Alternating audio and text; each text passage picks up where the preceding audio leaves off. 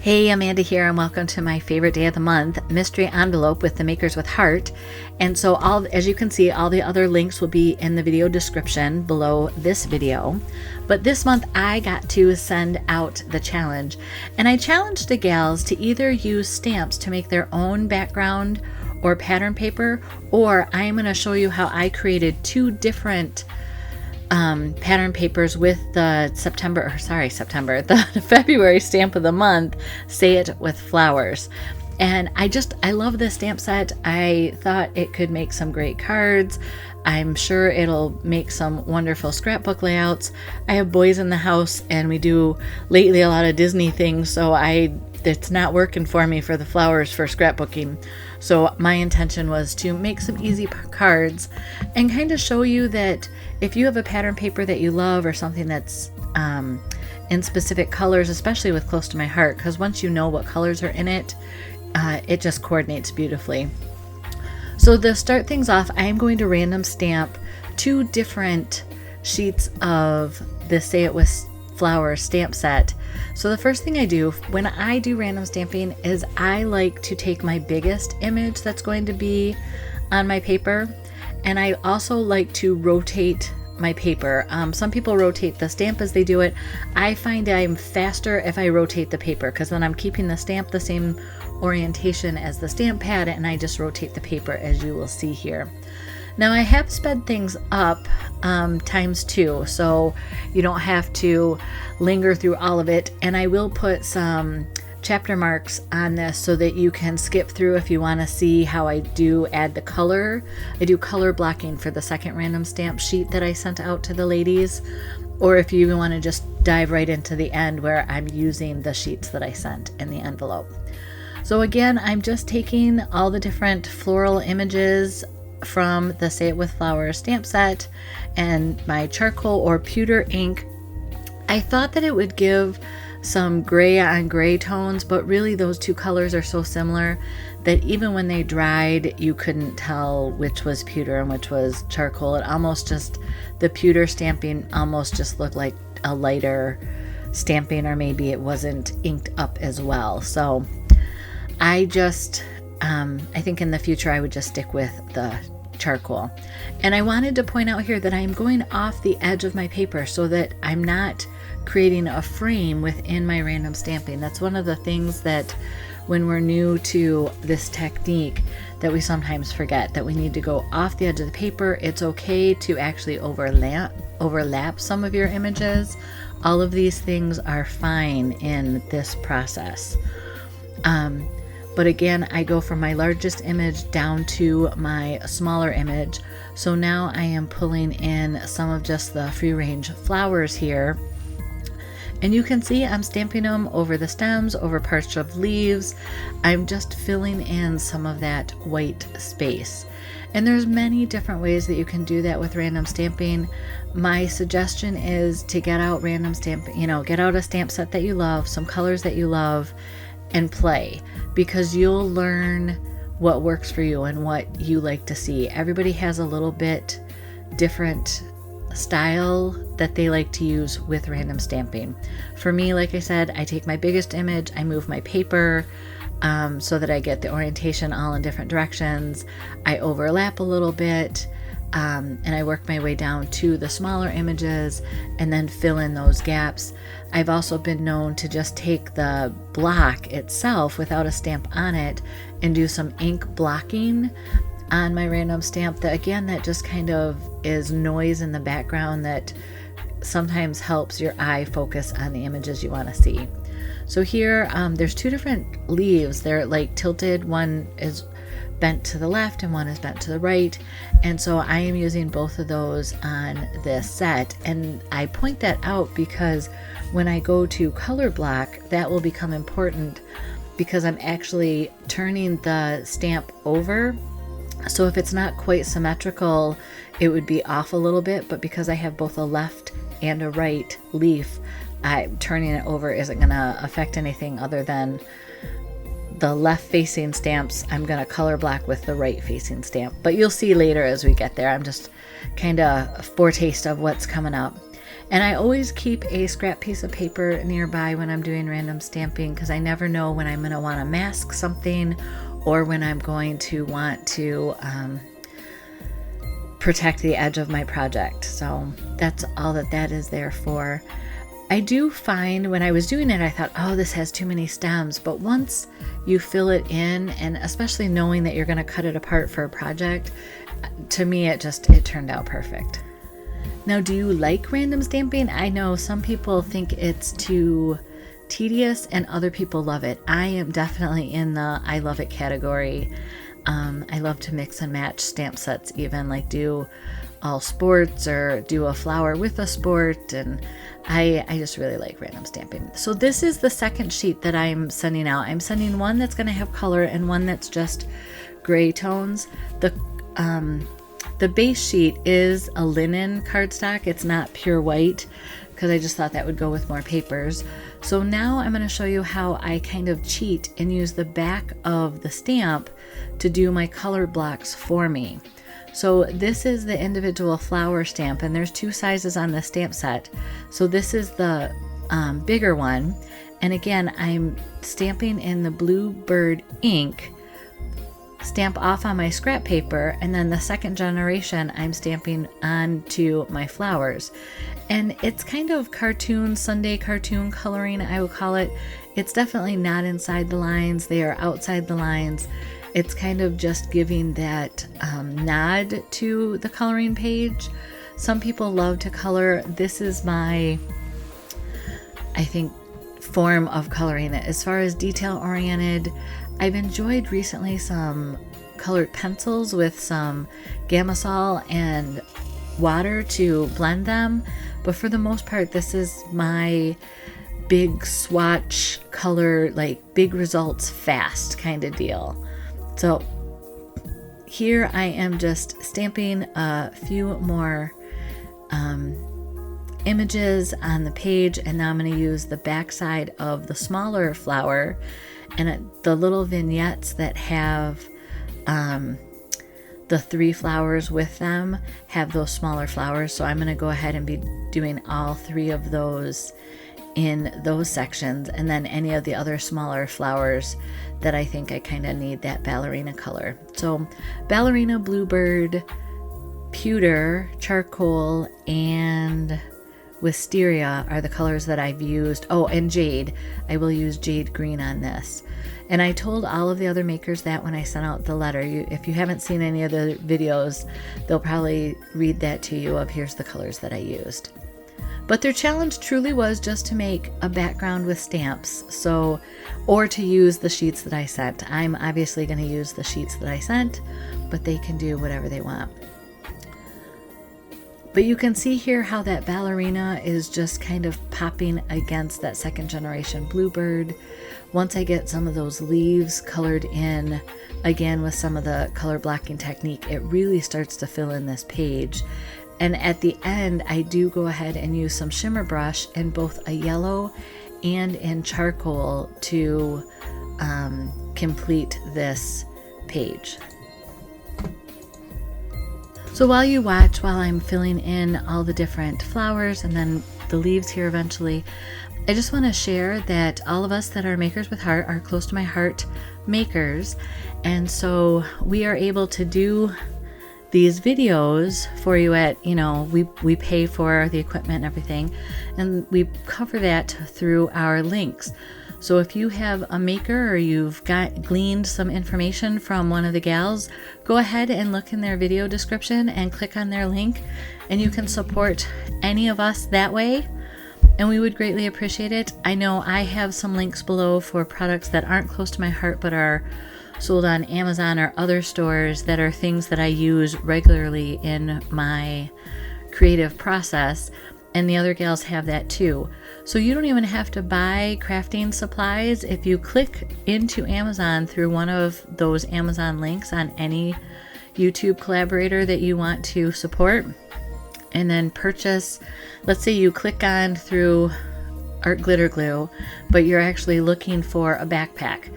So you click through the Art Glitter Glue, but you order your backpack. Believe it or not, Amazon will actually give a few pennies back to that creator who sent you to Amazon as a thank you. And that's just a way that you can, without costing you any more money, support some of those channels that you like and really help get your creative juices flowing. So thank you for taking a look at those links.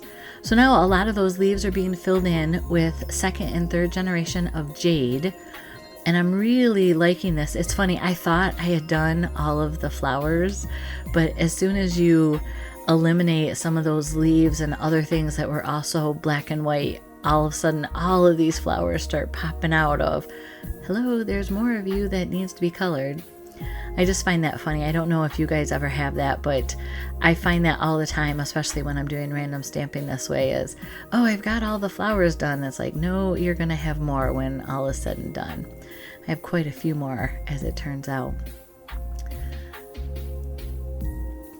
So here I'm going to Wisteria, and it's light, or it's not so dark that I can't use just first generation of it, but I don't have a good reverse image because what I'm stamping came on a long stem. So I'm actually using just half of the leaf, and it's a little more blocky than I normally would like, but in the course of looking at the whole page, or again when we cut it down, I think it blends in just nicely. And if somebody, you know, gets a card that has like a blocky coloring on it and they're all upset by it, you just send them to me and I'll set them straight. But I can't imagine anybody even noticing or complaining. So going back to some of that second generation with the bluebird, it's funny, the second generation bluebird is very similar to the backside of the Wisteria cardstock. So pro tip, if you want to have some cardstock that matches with second generation of the bluebird ink, it's the backside of Wisteria. So here's what I was talking about with that shimmer brush pen. I'm just going to kind of get the ink flowing very well, and then use my stylus there kind of just as a beater bar on the shimmer brush. It's hard to see on camera because of the yellow, but this really did add a lot of shine to it. And I felt that it was a little too subtle, so I am going to go back and add some of that charcoal shimmer brush as well, and then you'll really see the splatters on there. So I take my little piece of shop towel. I cut those down into 9 pieces from the original size. It's just something that for little messes like this, it cleans up and I don't feel like I'm wasting a whole shop towel. So here we go with the charcoal shimmer brush. You can see it just lays right over top of all the images and kind of gives it some nice background noise. I wanted some bigger dots, so now I'm trying to be a little more forceful on having it squeeze down and kind of shake it right onto the sheet. So that's how I'm accomplishing that. So here are the sheets that everybody got from Makers with Heart. They got a 5.5 by 6 sheet with the gray tones, and then they got a 5.5 by 6 sheet with the colors. So I went and I really wanted to use the new Journey color, so that's where I started. And then I've been organizing my scraps and other crafting supplies, so I dug into that and pulled out those other papers there. And now I'm just going to take my MISTI and stamp some of the images and get those cut out off camera so that I can have those for embellishments on my cards. And one of the tools that I use every time that I use my MISTI, that's in the links below, is this suction cup holder. And if you have multiple ink pads of the Close to My Heart, the magnetic from 3 or 4 pads will hold it so that that top ink pad just comes right off and you can re-ink on your MISTI, and it just works really well. So I've got those cut out, and then I'm going to take some of my shimmer brushes. This is my nod to coloring, is just really quick coloring things in. Again, it's avocado green, and then just Sundance is the orange color. The yellow, I'm not sure if it was a lemon or lemonade. I don't have a name on it, and that was before Close to My Heart had them put the names on it. But I was using the Peacock, which was too dark. I don't have the Journey shimmer brush yet. When I went to order it, they were on back order, and then now they're available, and I just haven't placed an order yet. but I took a little bit of rubbing alcohol, and it just kind of helps dilute the strength of that shimmer brush. So the first thing I'm going to do is splatter the back of my card so that I have some background noise on that. So this is the first of the 2 different designs that I'm doing. And then I want to pop dot on top of my bouquet of flowers these 2 little flowers. So I've cut those out, and then I am coloring them again in the diluted peacock shimmer brush, which looks remarkably like Journey, or at least enough like Journey that it works with the cardstock. So here I've cut out a piece of Journey cardstock, Sundance cardstock, and then a yellow that was in my scraps, and I didn't get out my color swatches to know for sure what yellow it is, but it just, I'm going to guess that it's canary if I had to be play a guessing game. So I've cut pieces of the black and white random stamp piece at 1 1/4 inches, and then the color cardstock pieces are 1 1/2. And so I'm just kind of putting them on the left side, scattered of my card front.